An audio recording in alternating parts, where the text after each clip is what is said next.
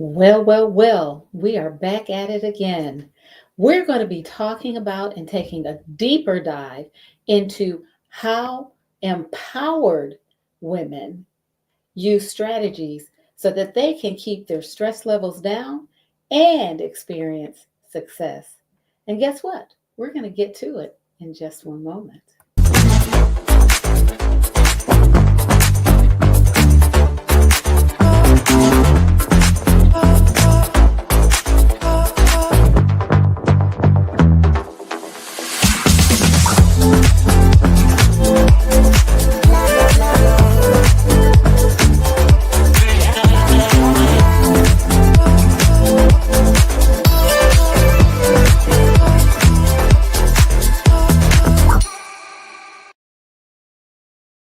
Hi there. How's everybody? Are you thawing out? Because we are just thawing out. This past week has been a humdinger for those of us who are in Southeast Georgia. It's been quite interesting. Now, I'm from Ohio, and so I know what it's like to have a blizzard and to be snowed in. But for people in Southeast Georgia, it's very new. So yes, we did have snow. We had snow. I kept telling people, oh, it's not going to be a lot. We're just going to have a little bit. It's probably just a little flurries, nothing to even speak of. Yeah, right. I woke up at about 1:30 in the morning on Wednesday morning. I looked out the window and there was a blanket of snow covering the ground, covering rooftops, in the trees. It was quite remarkable. Yeah, yes. And it is a reminder that a lot different things can happen. Well, welcome to Stress Talk Live. This is the place where we help women over 40 to live healthier lives through strategic stress management and solution focused self care. I'm your host, Marcyline Bailey, and I'm so glad that you joined me today. I am taking a deeper dive. I think I told you after last week's session that we were going to go in deep, and we are. I'm doing a deeper dive, and I'm trying to, each week, I'm going to give you, let me put it this way. This last week was an overview of what we're going to be talking about for the next several months. Today, I want to take a deeper dive into what you can do and the strategies that you can use to really crush your workplace stress so that you can experience success. Over the course of the next few weeks, next few months, I'm going to go in deeper with each topic. So make sure that you tune in on Sundays at 7 p.m., same time, same place. Because, like I said, we're going to be doing a deep dive into these topics. As always, I'm going to ask you to like, follow, and subscribe to ML Bailey Consultants on Facebook, Instagram, as well as YouTube. You'll be able to see the replays on Facebook at ML Bailey Consultants as well as on YouTube. And for those of you who are social workers like me, you can also go to For Real Social Workers online magazine, and you'll find that on Facebook as well. Here is my tap link, and I want you to keep this link because in February, I'm going to be releasing some new supports for you, and I want to make sure that you can access them. And you'll find them. I will make sure that there's a link on this link that you can just click and go to those new supports. As always, you can find me at mlbaileyconsultants.com. Let's get started, shall we? Our topic today, I'm talking about 5 empowered strategies women use to crush workplace stress. And when I'm talking about crushing workplace stress, I mean like crushing it. Have you ever had to crush walnuts for walnuts for cookies? You know, you can take your rolling pin and you can roll over them and you can really crush them, right? Or if you've had to crush tomatoes, right? You have to mash them and they don't hold their form. The strategies that I'm talking about today are strategies that you can use to crush that stress that you're experiencing, particularly in the workplace, but anywhere else. Because what we're talking about are foundational strategies that you can take and expand and use anywhere. The first strategy that I want to share with you is probably pretty basic, but we want to know what empowered is, right? What does being an empowered woman mean? And you know, we can talk about empowerment. And you hear that word a lot, empowerment, but what does it actually mean and what does it mean for women? So, I believe that an empowered woman is someone that you can see when they walk into the room because they're confident. They have a confidence about them that you can just tell just by the way they walk, by the way they stand, by the way they carry themselves, by the way they greet other people when they're in the room.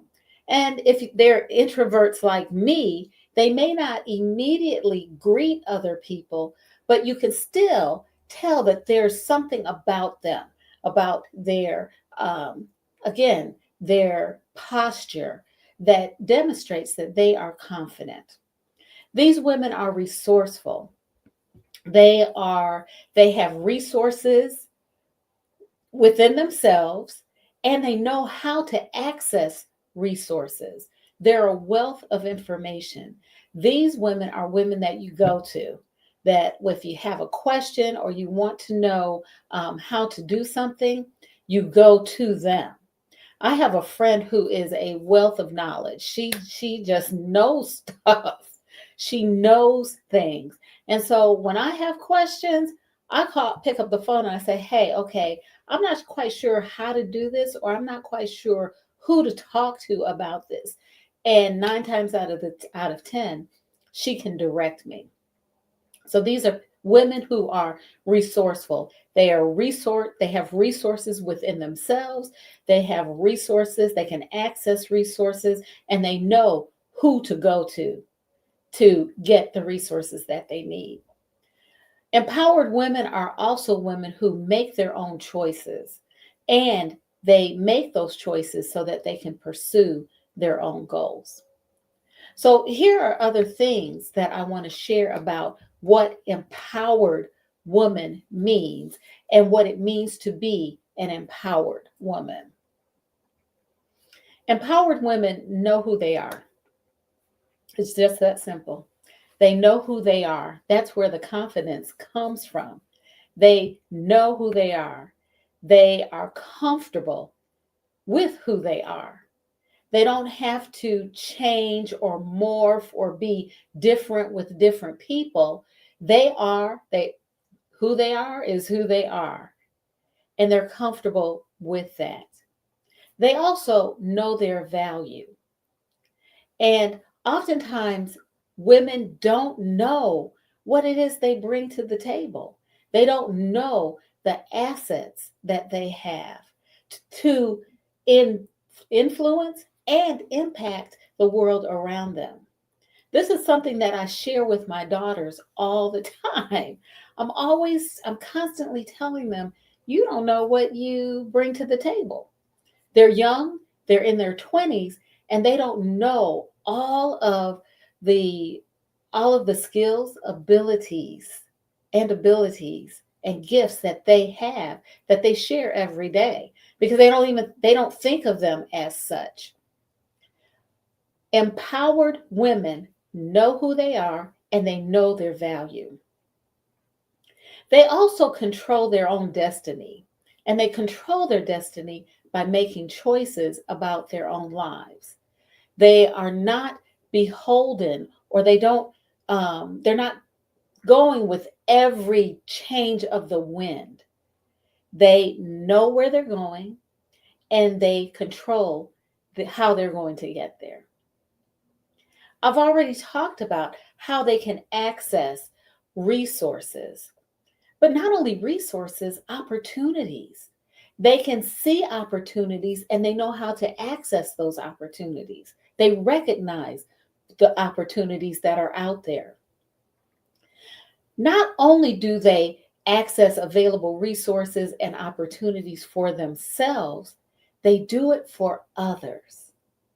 They do it for others. Do you have a group of friends who will call you to let you know that Aldi's is having a sale on the item that you want, or Belk or whatever store is having a sale? I'm using that to simplify what I'm talking about, but there are people who do not mind sharing and opening up what they know. My video coach is that way. Tanya Smith, who is she's a video coach with Stream Bosses. She has Stream Bosses Academy, Get Noticed with Video. She is an empowered woman. She does not mind opening up and sharing the opportunities that she's aware of, or the resources that are available. Empowered women also are influential in the spaces that they hold. And I've shared that. They're influential. They know what they know, and people come to them. They can influence the space. And I've already talked about how they can command, right? They have a commanding presence just by walking in. They command attention because of their confidence. And yes, empowered women are resolute and purposeful. And I'm going to talk about that in just a moment, because they are.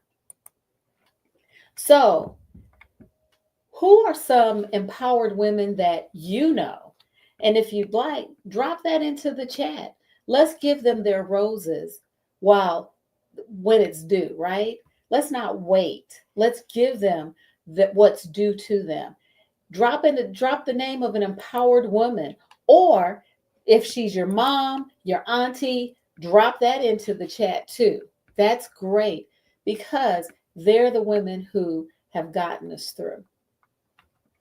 So I've talked about empowered women. That's the first strategy. You have to know that you are empowered, and you have to exercise that.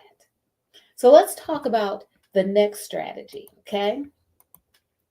The next strategy I want to talk about is physical resilience.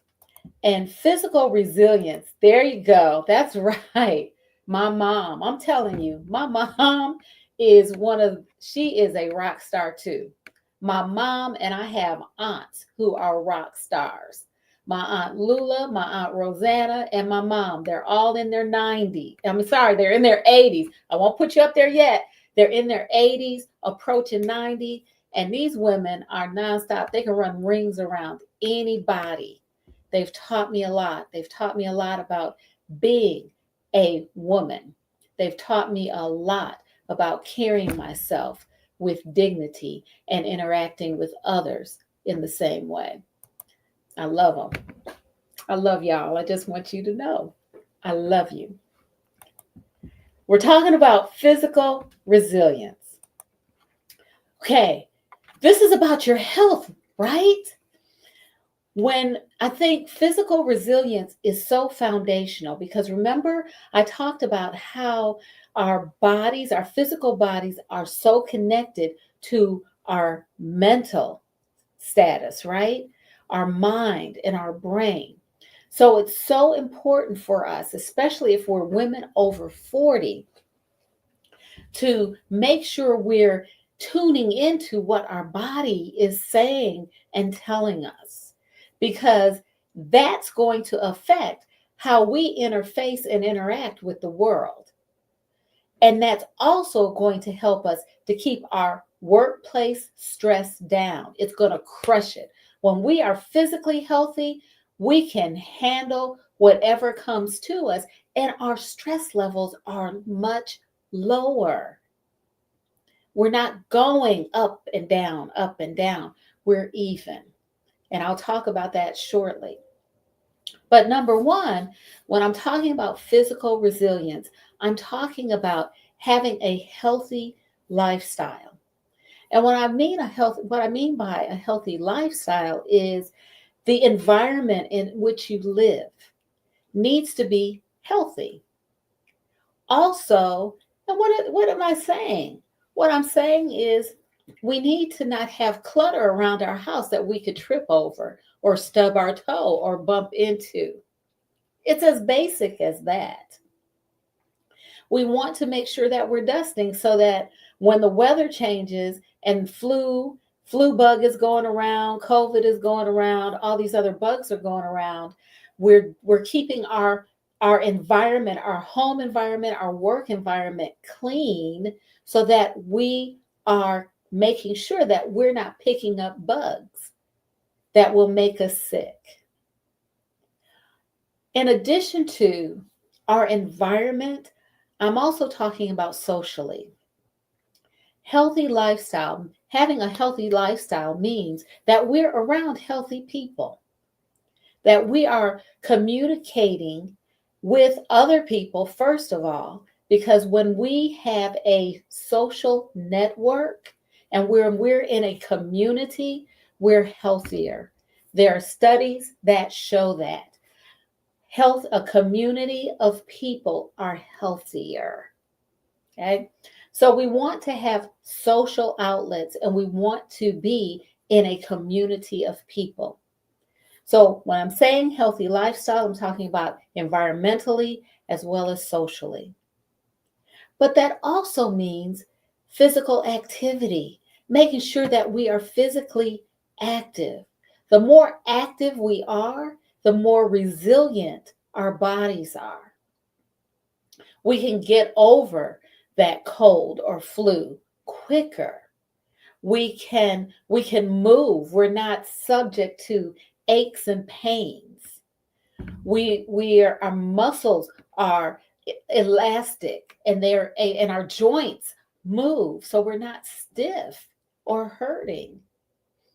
So exercise and physical activity is important. Weight training, making sure that we're maintaining and even building muscle is very key. The more muscle you have, the faster your metabolism is, and the lower fat that you have. So having muscle is important, and the stronger you are. So that's important, especially for women over 40. Eating nutritious meals is vital. Now, come on now. I've been working, as you all know, I've been working on my nutrition status. I've been working with a licensed nutritionist and who is also a registered dietitian, because my body was out of whack and I had to drop weight. I had to get my labs in order, and eating nutritiously is one of the ways that I did it. It's important for us to eat nutritious meals. Now, keep in mind, I'm not a nutritionist, but eating a double cheeseburger or a Big Mac may not be the most nutritious meal that you can have during the day. Okay? So we want to make sure we're getting a variety of fruits and vegetables, we're getting our protein, we're getting carbs for energy. And if you have questions about that, talk to your doctor or talk to a licensed nutritionist or a registered dietitian, and they can help you. So I've talked about two empowered strategies The first is, I have something on my lip. The first, there it is.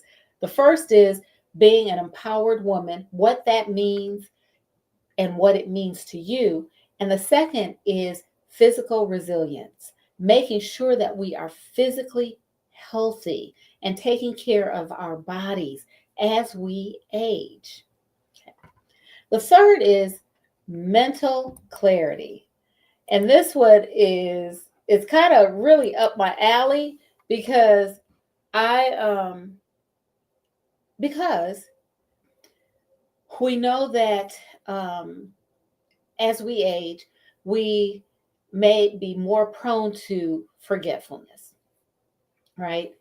That's why doctors and researchers recommend that we exercise our brain.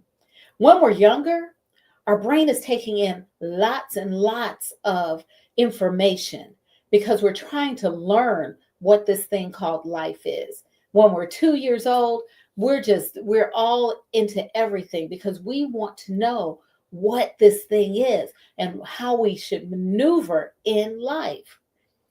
As we get older, we get settled in our ways and we rely on our habits and our patterns to get us through the day. Well, while that's good, it helps us stay on track, it helps us get through the day. It is not good for our brain health to do the same thing every day in the same order. Again, doing the same thing every day keeps us on track and it keeps us ordered and structured, but it's not good for our brain. Our brain needs to learn new skills and it needs to be challenged. We have to think, we need to think in order for our brain to develop new neural connections and new neural pathways. That's what keeps our brain healthy. It's called neuroplasticity. Our brain is really it's very it's yeah, it's like I'm going to say Play-Doh but not really. And the more we work it as if it were Play-Doh, the better off we are. So learn new skills. Learn a new language. There are lots of language learning programs that you can learn a new language if you choose. Learn to play the piano or another instrument. Do puzzles. And not always the same puzzle. Switch it up sometimes. Switch it up so that it challenges your brain. People love to do crossword puzzles. That's not my thing. I'm not going to do that. I can't, I don't do that well. But I'll do Wordle. I'll do some of the other New York Times puzzles like connections, right? I'll do some other games, brain games that keep me going. And yes, I am working on learning another language. So we want to make sure that our brain is healthy so we have mental clarity so that we can think clearly under pressure so that we can make good decisions, decisions that are in our best interest. It's it's like exercising your brain, cognitive fitness, physical fitness, cognitive fitness. So that's the third empowering strategy, mental clarity and cognitive fitness, making sure your brain continues to learn and has the capacity to learn and is challenged. So, what do you all do? Drop in the chat. Those of you who are watching live, as well as those of you who are watching the replay, what do you do to keep your brain challenged? What do you do? What kind of brain exercises or cognitive challenges do you present to your brain in order to keep it learning and challenged? And so you can, again, develop new neural pathways and new neural connections. You can drop it in if you like. So let's go on to the fourth strategy. Again, these are foundational strategies that will help us to crush workplace stress. Okay, let's talk about emotional regulation. Now, I know you've heard about emotional intelligence, and back in the early 2000s, late 90s, 1990s, early 2000s, emotional intelligence was like the buzzword. Everybody was talking about emotional intelligence. Okay. Wow. Oh, okay. Brenda says she brushes her teeth. I'm going back to the challenges. She brushes her teeth with her non dominant hand. That is a great strategy to use because we're so used to using our dominant hands, right? The hand that we're accustomed to, but doing something with the opposite hand, the hand that's non-dominant, real is a real challenge, and you have to think about it. You have to concentrate and focus on it. That's a great idea. Thanks for sharing that. Thank you. That's a great idea. I'm going to have to try that too. Let's go on to emotional regulation. So, with emotional regulation, I was talking about the emotional intelligence and how back in the early 2000s and late 1990s, we were talking about this emotional intelligence. And that's really, um, it's really important, especially in the workplace. And it's a great strategy to use to keep your work stress down. Okay. Why? Because one of the things when we're practicing emotional intelligence as well as emotional regulation, we are actually modulating our emotions. We're not ignoring our emotions. We should experience our emotions, but they're more modulated. We're not going boom way up, and we're not going boom way down. We are just modulating our emotions, almost like um, a wave pool, where the waves are not coming fast and furious. They're just like a lazy river. They're just kind of modulated, right? So when we do that, we do one thing. First, we have to recognize and acknowledge the emotions that we're experiencing. Now, I I am a cognitive processing therapy practitioner, and one of the things that I teach my clients when they come in is to recognize and acknowledge their emotions. So often we're taught not to acknowledge how we're feeling, um, and or we do not acknowledge how we're feeling because if it's a painful emotion, we don't want to feel it. So we stuff it down. In order to crush your workplace stress, you want to acknowledge, recognize the emotion first, and then acknowledge it. Research has shown that when we acknowledge what we're feeling, it does not last. That emotion does not last as long. So if I'm angry and I name it, I just say I am angry. That helps to dissipate the anger. It does not linger. So we want to acknowledge and acknowledge the emotion. We want to experience it and we want to let it go. I talked about modulating our emotional response. If something happens, we want to be more even. We don't want to go way out of the way, like shroom. Some of us can go 0 to 100 in a second, depending on what happens. Tell the truth. Tell the truth. I've been like that too. We'll go from 0 to 100. Or if something happens, that's not so good, instead of getting highly emotional, we get highly down, very down. So we want to modulate that emotional response. We want to make sure that it's not real high or it's real low.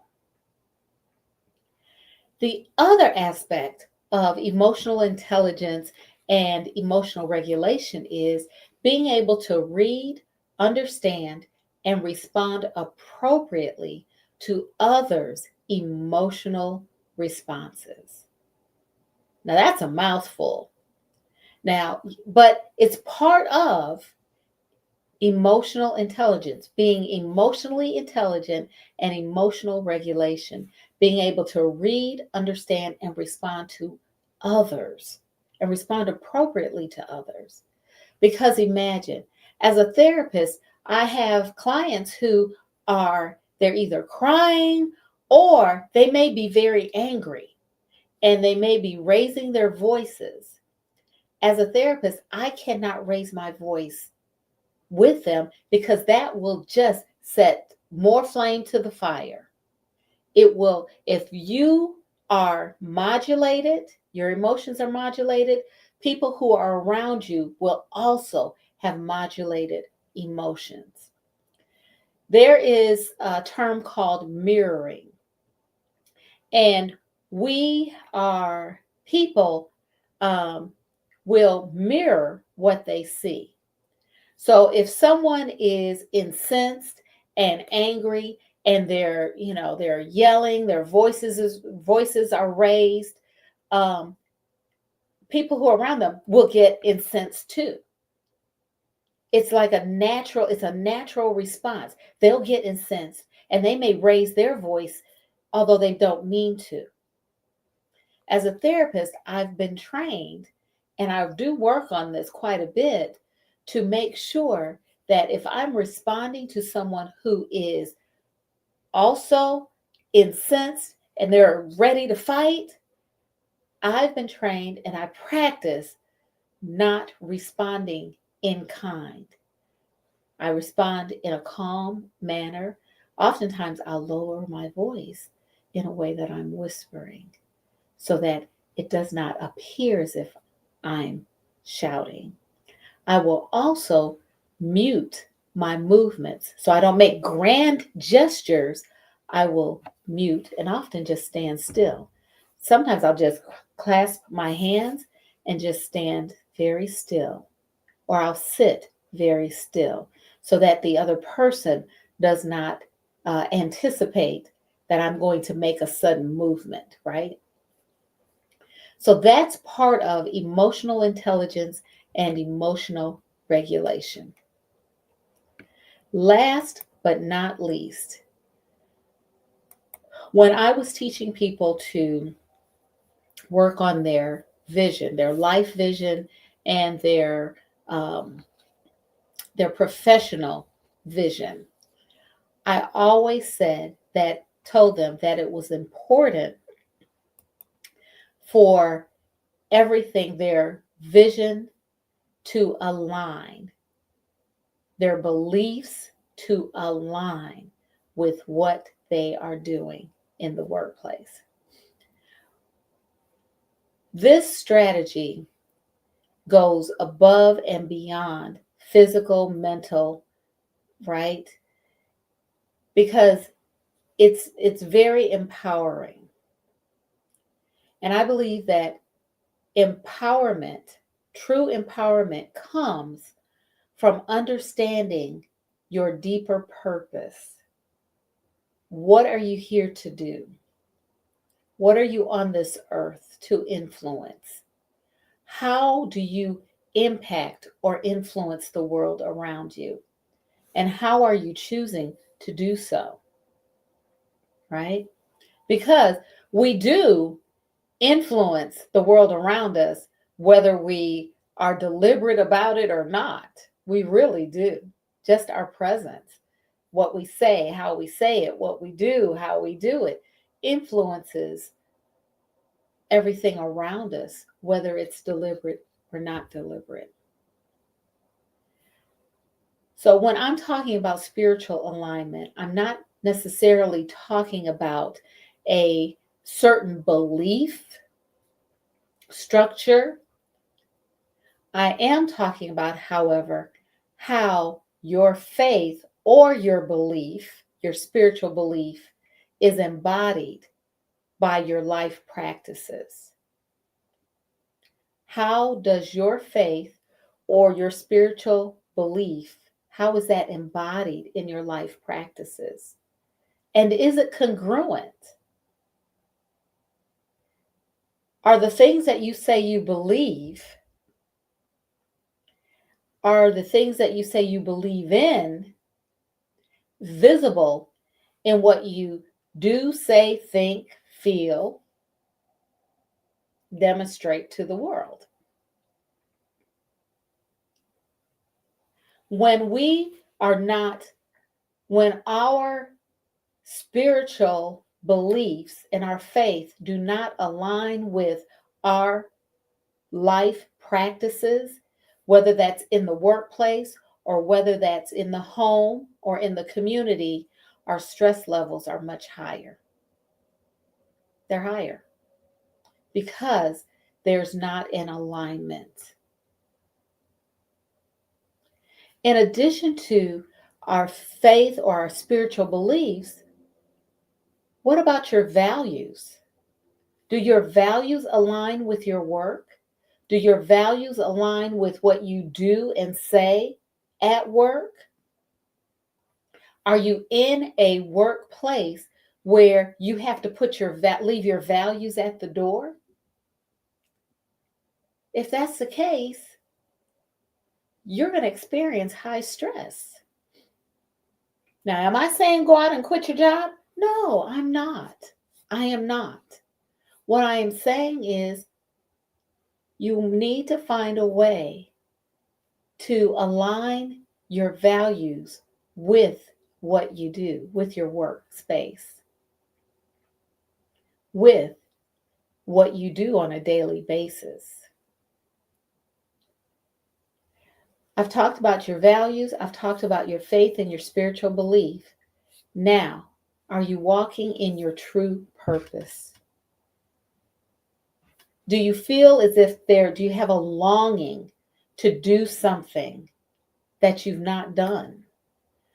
Is something tugging at your heart for you to carry out? And you know you're not moving in that direction.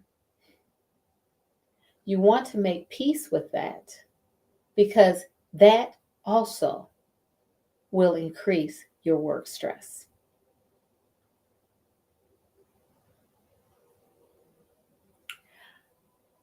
Although that is the fifth empowered strategy, it's also a foundational strategy as well.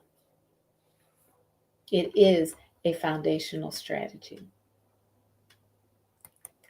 So we have talked about the 5 empowered strategies women use to crush workplace stress and succeed. And those 5 are knowing and being an empowered woman, knowing what that is and knowing what it is for you. We've also talked about physical resilience, making sure that you are physically healthy so that your body can bounce back and your body can resist whatever bugs are going around. We talked about mental clarity and challenging your brain so that it can grow and it can be elastic, right? And then we talked about emotional regulation, making sure that our emotional responses are modulated so that we're not going from 0 to 100 at the drop of a hat. And then last but not least, making sure that our actions align with our faith, our spiritual belief, as well as our values. I want to thank you for joining me. Thank you. I appreciate you, Brenda. That's so kind. Love these 5 empowered strategies for dealing with stress in the workplace and in life. Thank you. And share them. Share them with others. Hopefully they will help other people as well. I know they help me. I'm still working on it. I don't share things that I'm not doing myself. I'm working on it as well. I'm grateful that you joined me today, that you allowed me into your space, and that you shared this time with me. Come back soon because we're going to be here next Sunday, same time, 7 p.m. That's all for now. I'm Marcyline Bailey. As always, take good care.